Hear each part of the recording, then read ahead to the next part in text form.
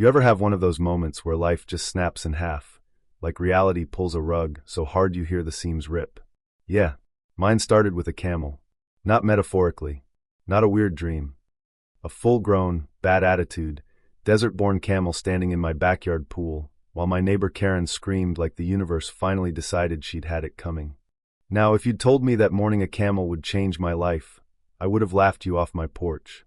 My biggest problem that day was Karen floating in my pool like she owned the deed to oxygen. Hot pink bikini, gold chains, mojito sweating in her manicured hand. The kind of woman who didn't just cross boundaries, she bulldozed them and called it networking. I remember the sun baking the concrete, that Arizona heat that makes everything hum like it's barely holding together.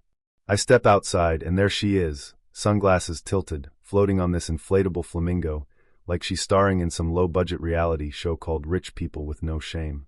"What the hell are you doing in my pool?" I ask. She doesn't even turn around. Just sips her drink like she's tasting wine in Tuscany.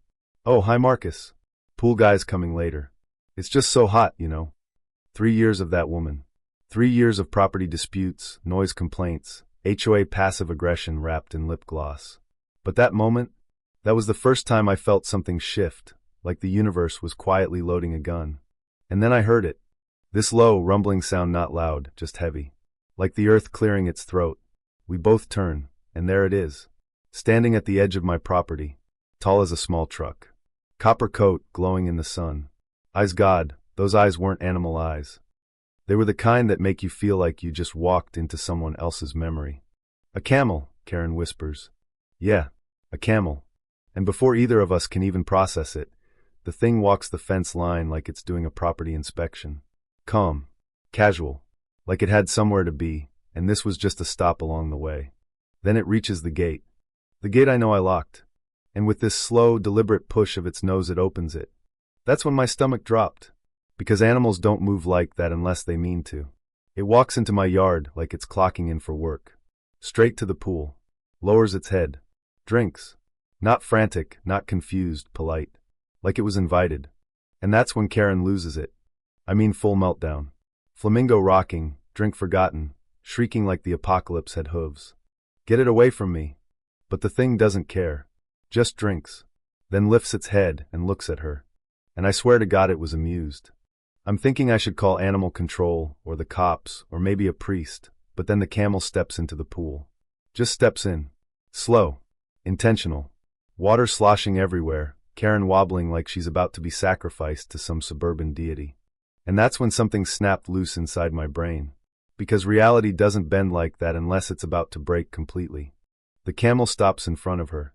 They lock eyes. 17 seconds, I counted. Don't ask me why. Maybe because counting feels like control when your life goes sideways.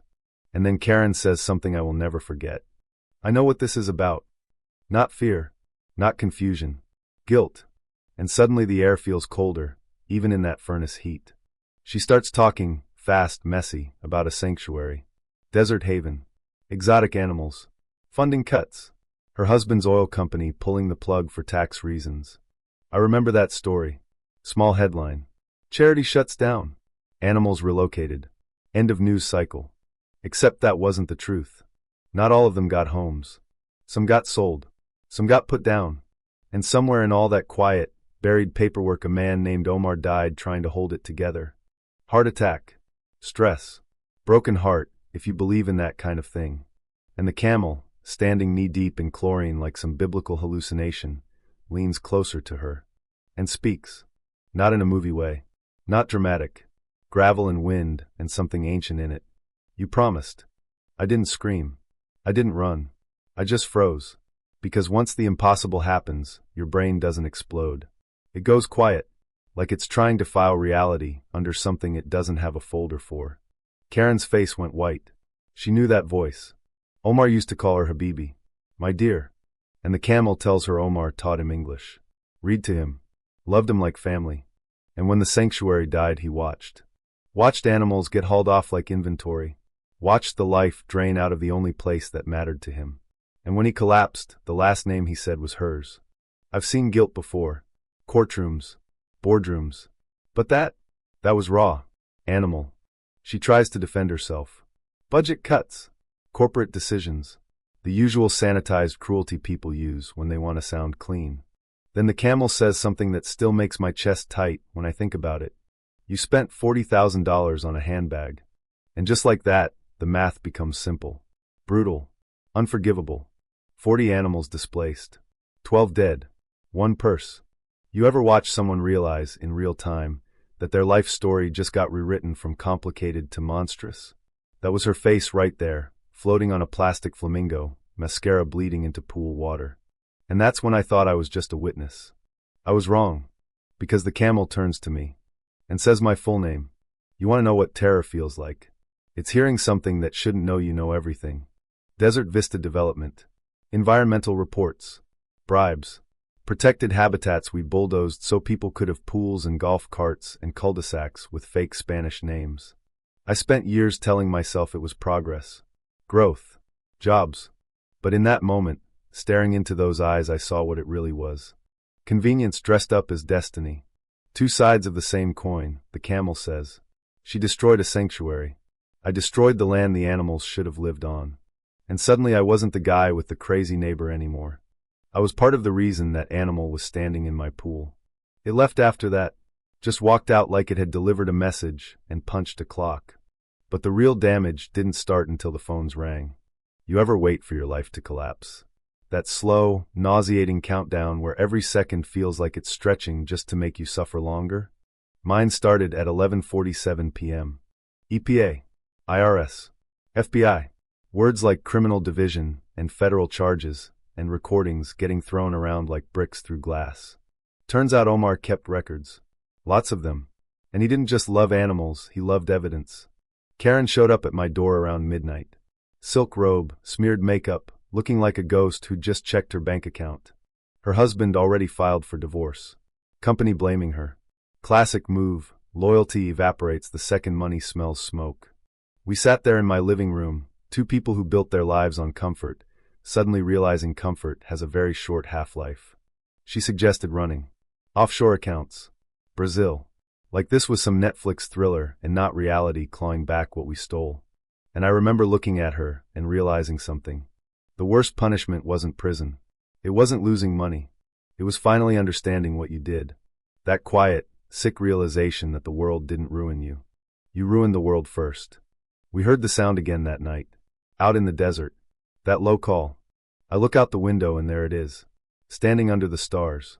Then more shapes. Other animals. Moving like shadows with purpose. Not chaotic. Organized. Waiting. And that's when it hit me. Justice doesn't always come loud. Sometimes it waits. Patient. Breathing. Morning came fast. News vans. Cameras. Neighbors who suddenly cared very loudly about morality. I walked outside in my best suit, holding a folder full of everything I'd spent the night gathering. Names. Dates. Bribes. All of it. Karen stood beside me dressed like she was attending her own funeral. And we confessed. Not because we were noble. Not because we found sudden courage. Because once the truth corners you, you either lie louder or you stop running. And I was too tired to run anymore. They cuffed us right there in front of everyone. Flashbulbs popping. People whispering. That strange moment where your life stops belonging to you and becomes a headline. And through all of it the camel stood at the edge of the crowd. Watching. Not angry anymore. Just still. Before they put me in the car, I asked it something. Are you him? Are you Omar? It looked at me, and I swear there was something human in those eyes. And it said, calm as desert wind, does it matter? And right there, something inside me loosened. Because maybe it wasn't about ghosts or revenge or talking animals. Maybe it was simpler than that. Love leaves fingerprints. Omar loved those animals so much that even after he died, the things he built kept moving. Records, people, truth, all of it connected like roots under concrete. And that's the part that stayed with me. Not the fear. Not the spectacle. The realization that cruelty echoes, but so does care. As they drove us away, I watched that neighborhood shrink in the rearview mirror. Rows of houses built on things we erased. Pools sparkling like nothing ever happened. But now people knew. And once people know, the world shifts a little. That's the thing nobody tells you about karma. It's not magic. It's memory. The world remembering what you hoped it would forget. Sometimes I still think about that last moment. The camel turning back toward the desert, heat waves swallowing it whole. And for just a second, I could have sworn I saw an old man in that silhouette. Kind eyes. Tired smile. Maybe it was real. Maybe it was guilt. Maybe it doesn't matter. What matters is this: we spent years thinking power meant control. Money meant immunity. That consequences were for other people. Turns out, the bill always comes. Just not always in the currency you expect. So here's the question that still keeps me up some nights. If justice only shows up when someone, or something, refuses to look away, how many wrongs are still out there waiting for their own camel to walk through the gate? And if you were standing where I stood watching your life unravel in real time, would you confess? Or would you run? I'd really want to hear what you think. Because everyone loves the idea of justice until it knocks on their door.